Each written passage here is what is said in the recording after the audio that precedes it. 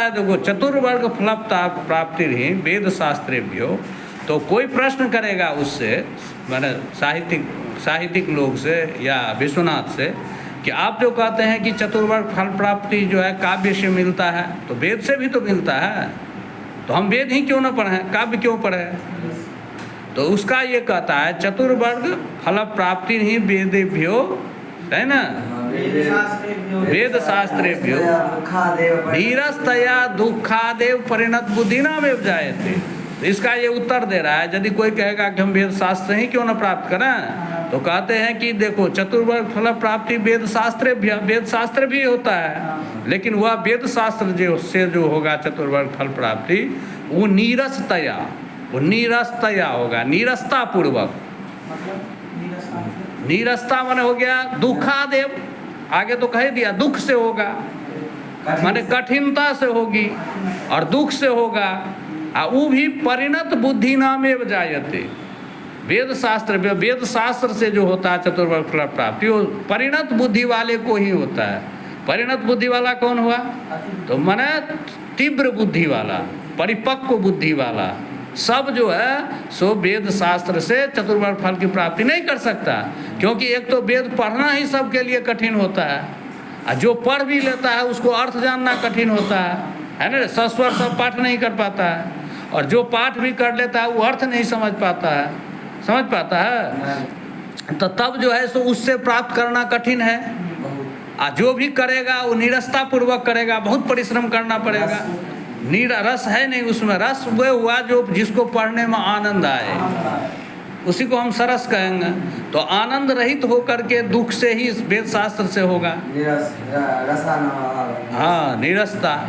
और उसमें भी परिणत बुद्धि नाम एवं सुकुमार बुद्धि नाम अपनी न, माने परिणत बुद्धि वाले, जो सुकुमार बुद्धि वाला है, जैसे राजकुमार आदि नाम सुकुमार मती नाम, जैसे राजकुमार आदि जो होता है वो सुकुमार बुद्धि वाला होता है। राजकुमार समझता है, राजा बेटा आदि जो होता है वो तो सुकुमार होता है, तो उसको तो नीति शास्त्र के द्वारा, काव्य शास्त्र के द्वारा ही हम चतुर्वर्ग फल प्राप्ति करा सकते हैं। कहा कि हम लोगों जैसा वो तो हट्टा पिट्ठा होता नहीं है, इतना परिश्रम तो करेगा नहीं, करेगा वो एसीए में बैठेगा, एसीए में रहता है, हमेशा जो है वो एकदम सुख सुविधा में रहता है।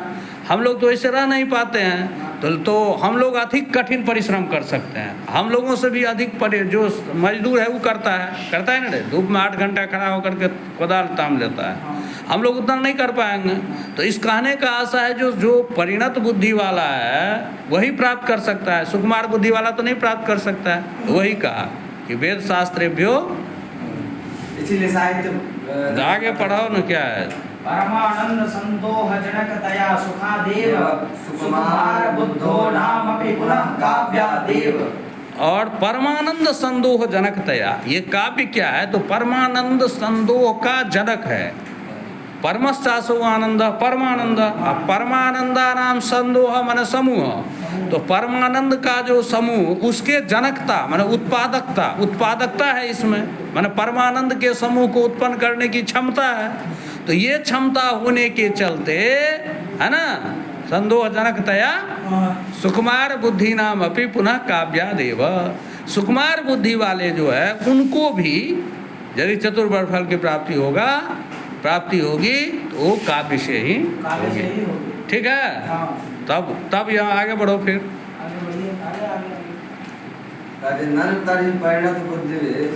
तो आप दो बात हुई, एक बात ये हुई कहा कि जो वेद शास्त्र से भी आप चतुर्वर्ग फल की प्राप्ति कर सकते हैं, धर्मार्थ काम मोक्ष के, है ना, प्राप्त कर सकते हैं, लेकिन वो नीरसता पूर्वक होगा, दुख से ही होगा और परिणत बुद्धि वाले को ही होगा। और परमानंद के समूह को उत्पादन क्षमता साहित्य में होने के चलते सुकुमार बुद्धि वाले को भी यदि होगा तो साहित्य से ही होगा। ये बात जब कहते हैं तब तो प्रतिपक्षी जो है वो तो प्रश्न कर सकता है ना, तो ठीक है परिणत बुद्धि वाले को आप वेद पढ़ने दीजिए और सुकुमार बुद्धि वाले को साहित्य पढ़ा दीजिए, है ना। तो अब उसका उत्तर दे रहा है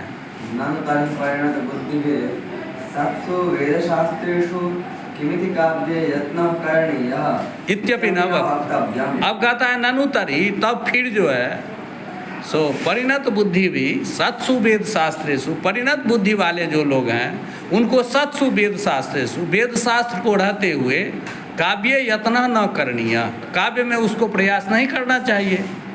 इति न वक्तव्यम,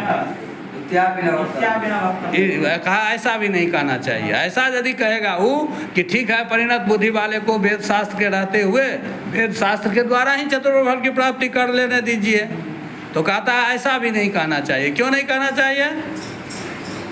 क्या है? कटुकौषधोपशमनीयस्य रोगस्य शीत शर्करोपशमनीयत्वे कस्य वा रोगिणः शीत शर्करा प्रवृत्ति साधीयसीन स्यात्। तो कहता है ऐसा भी नहीं बोलना चाहिए। क्यों नहीं बोलना चाहिए? तो कटुकम जो औषधम, कटुक औषधम माने कड़वी दवा, तो कटुक औषध के द्वारा उपशमनीय जो रोग है, कोई ऐसा रोग है जो कड़वी दवा खाने से ही शांत होगा, है ना, और मीठी दवा खाने से भी शांत होगा। तो कटुक औषधोपशमनीयस्य रोगस्य, कटुक औषध के द्वारा उपशमनीय रोग को शीत शर्करोपशमनीयत्वे, यदि उसको कोई मीठी दवा दे करके उस रोग को ठीक कर दे, हाँ, तो शीत शर्करा प्रवृत्ति साधीयसी न स्यात्। तो कौन ऐसा रोगी होगा जो मीठी दवा के जगह कड़वी दवा खाना पसंद करेगा? करेगा कोई? तो जिस प्रकार रोग का यदि इलाज हम कटुक औषध के द्वारा भी कर सकते हैं, मीठी दवा के द्वारा भी कर सकते हैं, तो हम मीठी दवा ही खाना पसंद करेंगे। उसी प्रकार चतुर्वर्ग फल प्राप्ति यदि वेद से भी होगा, साहित्य से भी होगा, तो साहित्य से तो हमको सरसतया होगा, तो हम साहित्य से ही क्यों ना करें। ठीक है, ये हो गया। और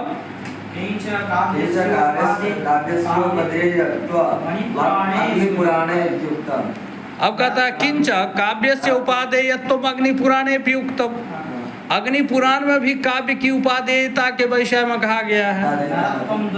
उपादेयता माने ग्राह्यता, काव्य की ग्राह्यता माने काव्य की विशेषता। ठीक है, काव्य की विशेषता जो है सो कहाँ कहा गया है? अग्निपुराण में भी कहा गया। क्या कहा गया है?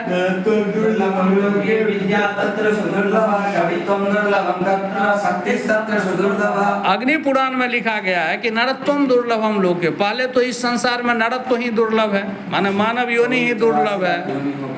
ठीक है, नरत्वम दुर्लभम लोके विद्या तत्र दुर्लभ। सबसे पहले तो मनुष्य योनि कठिन है, उस मनुष्य योनि प्राप्त करके भी विद्या प्राप्त करना और कठिन है ना। और उसमें भी कवित्व प्राप्त करना माने काव्य लिखना, कविता लिखना, ये और भी कठिन है। शक्ति तत्र से दुर्लभा। उस कवियों में भी कवित्व शक्ति युक्त जैसे कालिदास आदि थे, वैसे कवित्व शक्ति को प्राप्त करना और अत्यंत दुर्लभ है ना। तो और त्रिवर्ग साधनम नाट्यम, और नाट्य शास्त्र जो है त्रिवर्ग के साधन है। माने त्रिवर्ग माने धर्म अर्थ और काम, इसका साधन है। कौन? नाट्य शास्त्र। और विष्णु पुराणे काव्यालापाश्च ये केचित् गीतकान्य लिखित गीतकान्य अखिलान्यपि शब्द मूर्ति धरस्येते विष्णोरंसा महात्मनः। यही ना, काव्यालापाश्च ये केचित् गीतकान्य अखिलानि च शब्द मूर्ति धरस्येते विष्णुरंसा महात्मना। ये विष्णु पुराण में कहा गया है। विष्णु पुराण में कहा गया है कि काव्यालापाश्च जे केचित्, काव्य का आलाप जो कुछ भी है, माने काव्य में जो शब्द अर्थ आदि का प्रयोग होता है, काव्य व्यवहार जो है वो जो कुछ भी है, और गीत कान अखिलानी च, और जितने भी गीत आदि का प्रयोग होता है, वो शब्द मूर्ति धरस्येते विष्णुरंसा महात्मना। वे शब्द जो है सो भगवान का अवतार है। कौन भगवान का अवतार है? तो शब्द मूर्ति धर जो विष्णु है, शब्द रूपी मूर्ति धारण करने वाले जो विष्णु हैं, यानी शब्द भी ब्रह्म है। अनादि निधनम ब्रह्म शब्द तत्वम जदक्षरम प्रवर्तते तभावेन प्रजतो यतः। व्याकरण शास्त्र तो मानता ही है। वाक्य पदी है मैं है ये मंगलाचरण। और साहित्य शास्त्र भी तो व्याकरण का अनुयायी है, तो वो भी शब्द को ब्रह्म मानेगा। तो कहा पुराण में लिखा है कि शब्द मूर्ति धर जो विष्णु है, यानी शब्द मूर्ति वाले जो विष्णु है, उन्हीं का अंश है काव्य का आलाप। काव्य में जो शब्द अर्थ का प्रयोग होता है और जो गीत आदि प्रयोग होता है। तो यदि ये शब्द भगवान विष्णु के ही अंश हैं तो उसको पढ़ने और सुनने से तो धर्म होगा ही। हाँ। ठीक है, अब बोलो। तेन हेतुना तस्य काव्यस्य स्वरूपं निरूप्यते एतेनाभिधेयं च प्रदर्शितव्य।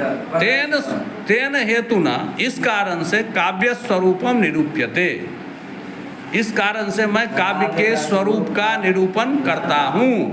एतेन अभिधेयम च प्रदर्शितम भवति, और जब ये मैं काव्य के स्वरूप का निरूपण करूँगा तो इससे अभिधेय माने विषय प्रतिपादन भी हो जाएगा।